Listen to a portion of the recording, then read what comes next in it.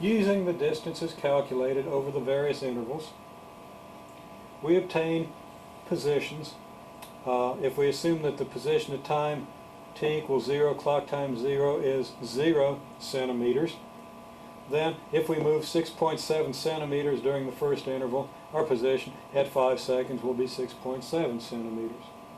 Moving another 20 centimeters during the next interval, between 5 and 10 seconds, we add 20 centimeters to our 6.7 to get 26.7 centimeters at 10 seconds, and then we add the 33.5 centimeters, obtaining 60.2 centimeters at 15 seconds.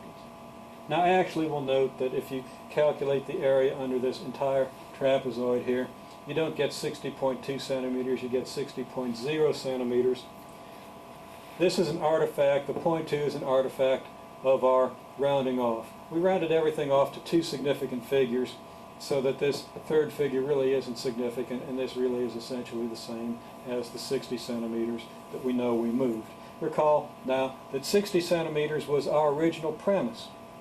We originally assumed that we moved 60 centimeters, and we've come full circle and rediscovered that fact. This is a very good indication that what we've done is mathematically correct.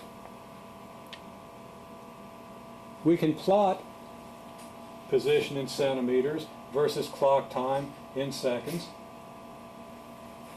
and we get points that look like this. Okay, remember these distances from 6.7 to 26.7 to 60.2 came from these areas.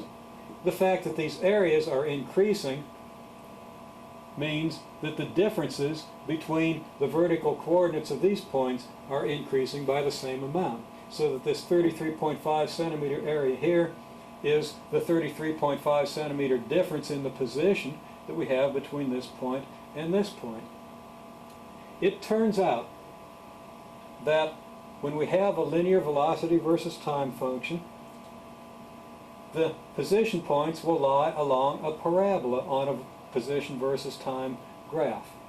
So the position versus time graph will be parabolic. Remember, parabola is a graph of a quadratic function of form at squared plus bt plus c. We'll note that the value of a for the parabola is half of the acceleration, half of the slope of the velocity versus time graph. That's a little confusing because we use a to stand for acceleration, and we use a for the first parameter in a quadratic model. And we're saying that the acceleration a is double the quadratic form a. So we have two different a's and they have different values. In general, we can say that when the velocity versus time function is linear, it follows that the position versus time function is quadratic by this arrow here. If the position versus time is quadratic, it implies that velocity versus time is linear. Similarly, if acceleration is constant, then velocity versus time is linear. Duh, we know that. If velocity versus time is linear, then acceleration is constant, and that's something else that we feel like we know.